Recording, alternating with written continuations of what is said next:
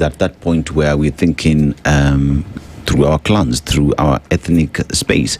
But now that we look at the alternative way or structure of governing, or what would make things work in the country, perhaps we need to change that.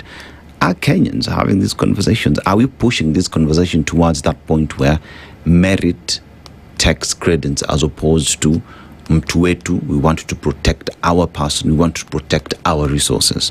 And that brings me to the point which I started with Ndu, where I was talking about Kakamega and the ills that are happening there.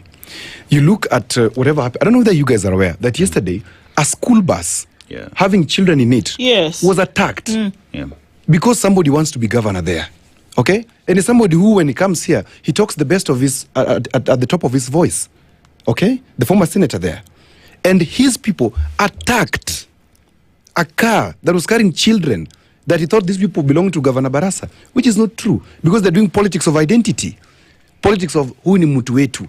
We want this fellow to become the governor of Kakamega. Now we operate with violence. If you've seen clips online, this fellow has people carrying rungus and shouting against the sitting governor. That's not how things should work. And beating people literally in the streets because they're doing politics of what? Of identity. Ni mtu wetu tunataka kuwe pale. If we went for merit, and we want to truly talk about merit in terms of even governors or even MPs, we will shift from that thinking of, let us not look at Dennis Aseto because he's a Luo, I'm going to have him there. What must we do for that shift? What we must do is one, actually there are two ways. One, we will face a rebirth. And there's no rebirth that is painless. Rebirths are painful. Very painful. And rebirths simply mean we go into a revolution and our conscience is pricked and say, oh, wait, we've killed 1 million people, like Rwanda. Because we were talking about this tribe should not lead. It's a common talk that is going around this country right now. And NCIC is just quiet. This person should not lead us, or this tribe has overeaten. They need to get out. So we can do it. We can't do that. We can't do that.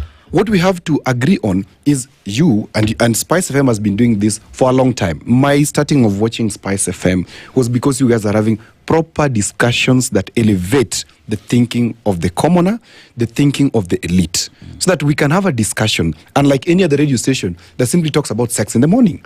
Here, you've been channeling these kinds of conversation, and today we're having it.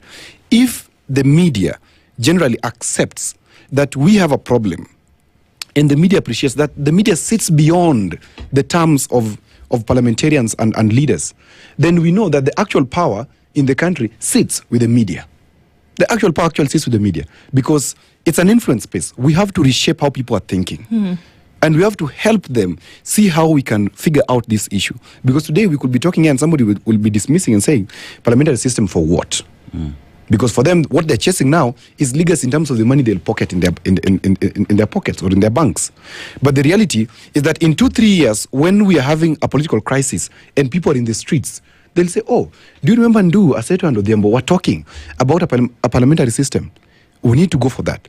So the parliamentarians, the people first need to be sensitized enough to know that, hey, the system has shifted. The stabilizer who was Raila Odinga is now not there.